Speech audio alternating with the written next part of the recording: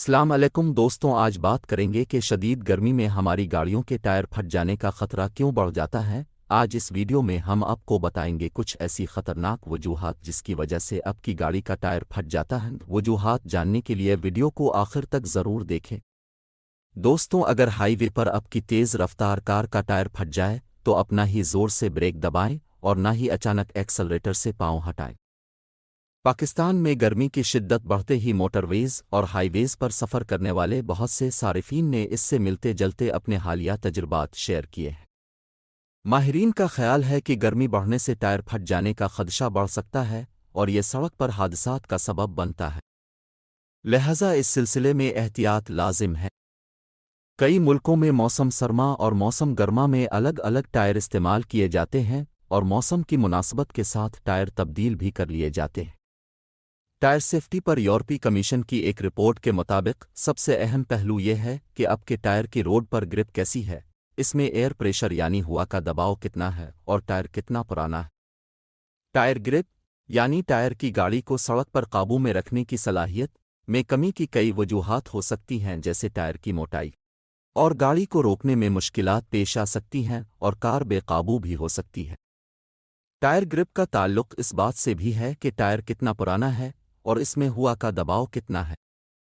ایسا اس صورت میں ہوتا ہے کہ جب آپ کے ٹائر میں ہوا کا دباؤ تجویز کردہ حد سے کم یا اس سے بہت زیادہ ہو، یا ٹائر کا پرانا ہو جانا سمیت کسی دوسری وجہ سے ٹائر کی حالت قابل استعمال نہ رہے۔ رپورٹ کے مطابق ماحولیاتی عوامل جیسے شدید گرمی، دھوپ، الٹرا وائلٹ شعاعیں یا نمی سے ربڑ کی خصوصیات تبدیل ہو جاتی ہیں اور یوں ٹائر کی مضبوطی اور لچک متاثر ہوتی ہے۔ غیر منافع بخش تنظیم Royal society for the prevention of accidents کے مطابق ٹائر میں ہوا کم اور زیادہ ہونا دونوں ہی حادثات کا باعث بن سکتا ہے۔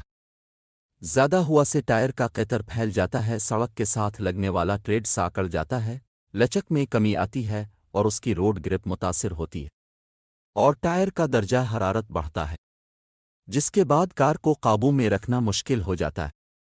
اس لیے موسم گرما میں سفر کے دوران آپ کو یہ بات معلوم ہونی چاہیے کہ ربڑ سے بنے ٹائر وقت کے ساتھ خراب ہونے لگتے ہیں اور یہ عمل زیادہ گرمی میں تیز ہو سکتا ہے۔ بعض ٹائروں پر درجہ حرارت کے گریڈ اے، بی اور سی درج ہوتے ہیں، جو ظاہر کرتے ہیں کہ یہ زیادہ گرمی کتنی دیر تک برداشت کر سکتے ہیں۔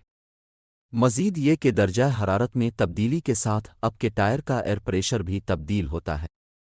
ٹائر بنانے والی کمپنی برجسٹون کا کہنا ہے کہ درجہ حرارت میں 10 ڈگری سینٹی گریڈ کی تبدیلی سے ٹائر میں ہوا کا پریشر 0.1 PSI تک بڑھتا ہے۔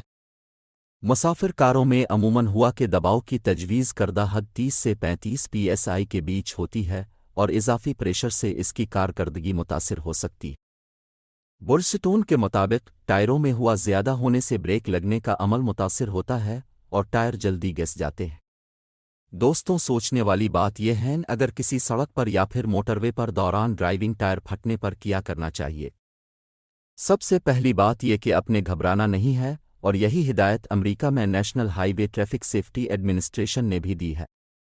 مقصد یہ ہے کہ ہر حال میں گاڑی کا توازن برقرار رہے اور اس کی سمت کو قابو میں رکھا جائے۔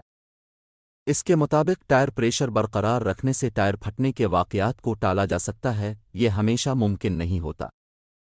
سامنے کے ٹائر پھٹنے سے ڈرائیور سٹیئرنگ وہیل پر دباؤ محسوس کرتا ہے، جبکہ پیچھے کے ٹائر پھٹنے سے زیادہ دباؤ کار کا ڈھانچہ برداشت کرتا ہے۔